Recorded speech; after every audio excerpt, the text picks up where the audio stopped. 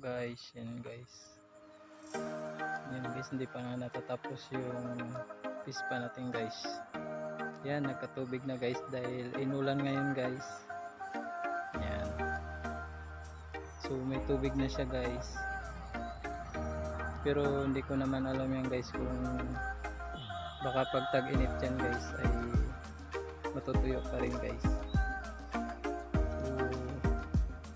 So yan guys, konting lalim pa yan guys. Hanggang dito pa yan guys. Ayan, hanggang doon guys sa may mga puno-puno na yan guys. Doon yung hukayan natin guys.